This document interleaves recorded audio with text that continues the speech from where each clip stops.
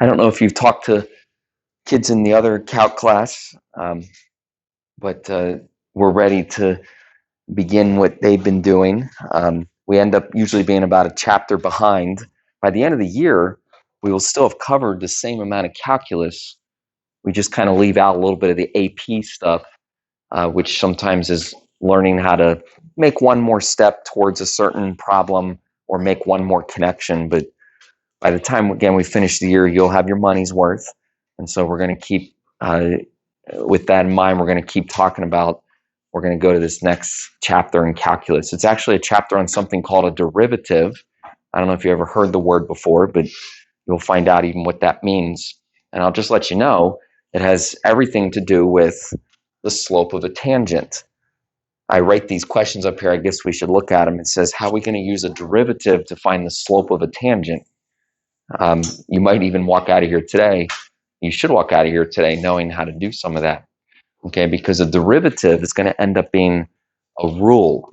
Now, rules don't have to be like bad things. You actually will like these rules that we learn in Calculus Chapter 3. But ultimately, again, we're going to give you a rule. Now, to get to that rule, let's go back to a familiar time. This idea of the slope of a tangent. By the way, on the test, nice job. I was actually really impressed with how you did with that concept. The first couple questions on part 2, to do that in a test environment was, again, well done. Notice here that I'm trying to get us to find the slope of any tangent at any point. An emphasis on the word any. Okay, so let me help you see how it's going to be similar to what you did, but with one little difference. And that one little difference is going to be the x value. What we're going to do is we're going to let that x value be any x value. And so we'll just kind of leave it as just x. Okay, so again, we're going to find the slope at x.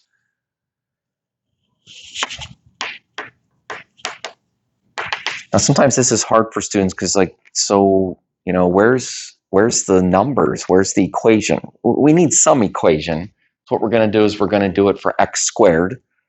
X squared is a good equation to use sometimes the first time through something because it's a little bit more than just x, but it's not so super duper that it's tricky. So it's a good old parabola. Now, again, it doesn't hurt to kind of visualize what I'm suggesting right now. We're going to find the slope at any point on this parabola.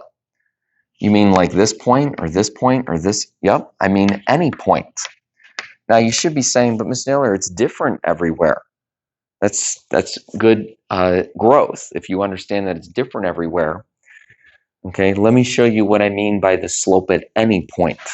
Okay, because the answer is not going to come out to be a number. That'd be kind of silly because every one of those points has a different slope. But the answer is going to come out to be a formula. It's going to come out to be a rule. Now we'll use the limit formula. The limit as h approaches 0. And the thing about this formula is it's actually always the same. Okay, it's the limit as h approaches 0 of f of x plus h minus f of x all over h. Okay, now the one thing that I did do here is I substituted the letter x where you would have usually saw the letter a. So we've done something, and that is we basically plugged in x. Now, to find f of x plus h requires us to further plug in to our parabola. And again, this is actually the same thing that you would have done. You just would have had the letter a here, but we're substituting the letter x. So we plugged in x plus h into the parabola.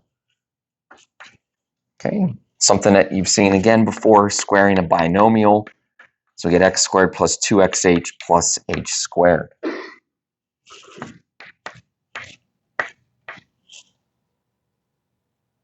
You also have to I guess we could say plug in x. Okay, but if you plug in x, okay, you're going to still get x squared. Again, if you're like kind of lost here, you would have had a number at this point. You would have plugged in the number 3 or the number 8 or whatever number I gave you, and you would have got a number right here. No numbers, okay, because we're doing it for any x value. All right, but I can still take this stuff, which, by the way, these represent y values, because up here I'm subtracting the y value. And when you subtract the y value, you're finding the change in y. So maybe we're just kind of copying down a little bit, but try to have an idea of what's actually happening. We're finding the slope, so we're subtracting y. And then when you subtract x, we've discovered that the denominator will always come out to be h. So we just kind of jump right to it.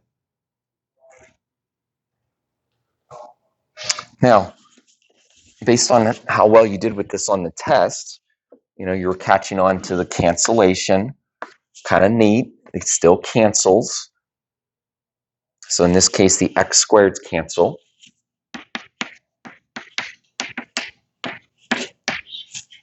You continue to cancel. Ultimately, the h's do some Hart method type canceling. Leaves you with 2x plus h.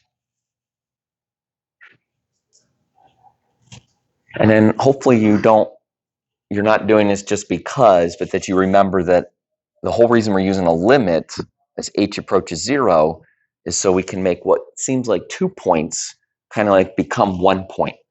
In other words, if h gets close to 0, it's basically finding the slope at just that 1 point. And of course, it's pretty easy because you plug in 0 and you get 2x. Now, as I've said a little bit, the answer to this problem is not going to be a number, okay, because the truth is the slope is different everywhere along that parabola. But what we do end up with is actually a formula. Now, this formula right here, I'm going to tell you a little secret. It's called the derivative, okay, because a derivative is a formula. More to come with that in a moment.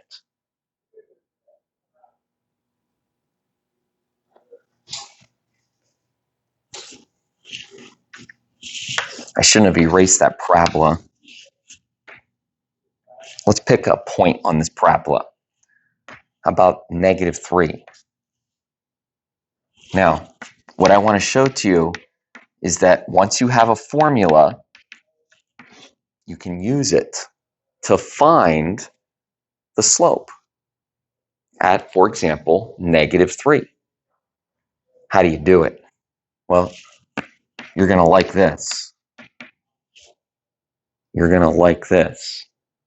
You just plug in to your formula. Now, your formula is 2x.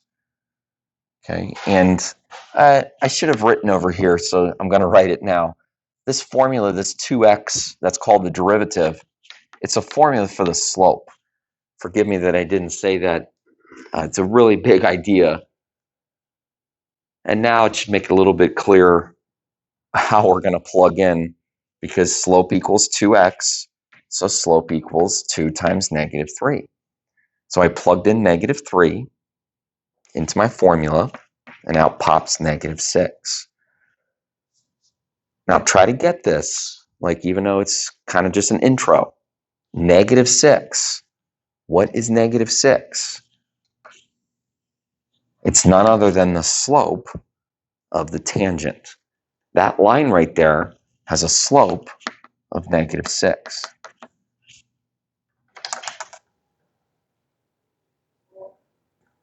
But it's not the only slope along that parabola. Want to find another slope? How about maybe over here at x equals 4?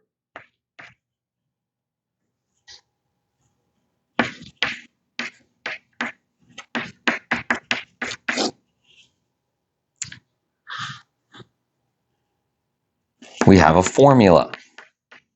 The formula is called the derivative. but the formula says 2x is the slope. So all you got to do is plug into 2x. Plug in 4.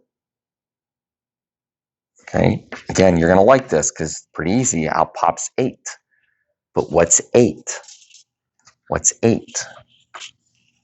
It's the slope. It's the slope of the tangent. Whether we say slope or slope of the tangent, we mean the same thing. Okay, and even though it's just a rough sketch on the chalkboard, you can do a little comparing, because obviously if you are moving along this parabola, your slopes are going to get steeper. And so I move over here to 4, I have a slope of 8. If you kind of back up over here to -3, of course I have a negative slope, but it's -6. And there's one place along here that you'll find out becomes sometimes the most important spot, because it's a critical spot. And for this parabola, it would be x equals 0. Now, why is x equals 0 an important spot? Why did I call it a critical spot? Okay, because it has a special slope. Now, there was a question that you guys did in your assignment where you solve for a place like this, a place where you have a slope of 0. And even though this isn't supposed to be hard, it does prove the point that obviously if you plug in 0 to our nice little formula, you obviously get 0. Now, I said a couple extra things here. Some of these things we're going to talk about in January, but we can still say it today that is a critical point because the slope is equal to 0. And by the way, it's a minimum along that graph, which is also why the slope is equal to 0. 2x, okay, it gets the cake today. It's the big deal, called the derivative. And the derivative is a slope formula. And just to kind of emphasize that, the derivative is a slope formula. It came from the limit as h approaches 0. It came from kind of our old, well, I shouldn't quite say it's old, but it came from our formula for the slope. But it's going to become old because it also can come from a rule. Now, as I said, rules don't have to be bad. And what I'm suggesting is if you look at the original problem, x squared, there is a pretty slick rule that says, hey, if x squared is your function, then your derivative, just like that, is going to be 2x. There might not be any reason that you would know this unless maybe you've heard it or if you want to make a speculation, but there's something that would happen for us to look at x squared and just like that say 2x. Think you see anything? You don't have to worry about all this. Okay, we just got to take the little shooting ladder and get here to 2x. Okay, well, it's actually kind of neat, and I'm not making this stuff up, but the exponent will drop down in front, whatever the exponent was, and then you will subtract 1. Again, I'm not making this up. You subtract 1, and you get your new exponent. And if you do both of those things, you end up with the derivative. I'm going to say that rule again officially, but that rule is our most fundamental rule for changing an equation, changing a function to its derivative. Again, you bring the exponent down and you subtract from it. Let's step back a second. I've said a couple things. We'll do it again with some numbers. But before we kind of move on any further, what is a derivative? Okay, what is a derivative? It is a slope formula. If you want to write it down, you can, or I just want to show it to you another time, because we're going to say it a lot. Okay, so if somebody asks you to find the derivative, you're finding a slope formula. Of course, formulas you plug into, and we did a little bit of that. The other thing about a derivative is it gets some notation. Because we don't want to write the word derivative every time. And sometimes we don't even want to say it because it's got a lot of syllables. And math is good with notation to make things easier. So if you have y equals f of x, basically you have an equation, then the derivative can be described as f prime of x,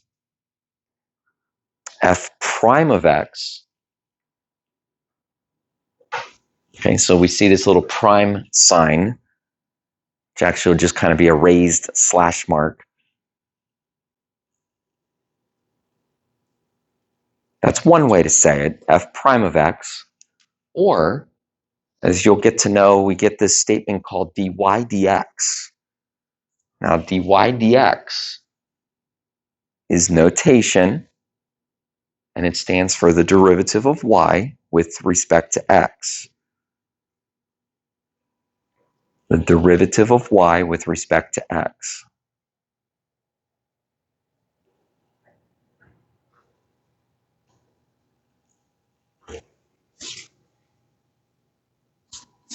Now, don't worry, I'll use this notation. I'll try to help you keep understanding it. I will share with you that the dy dx has some other meanings, which as we go through this year, you'll keep understanding. Because sometimes kids are like, well, why do you have d in both places? Or what does d even stand for? D stands for derivative, but there's a reason that we just say the derivative of y with respect to x instead of saying the word derivative twice. But for now, I just want it to be some notation that we're going to start using.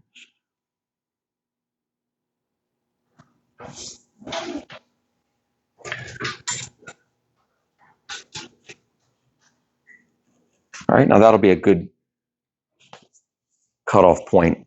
You guys get to eat some lunch here in a moment.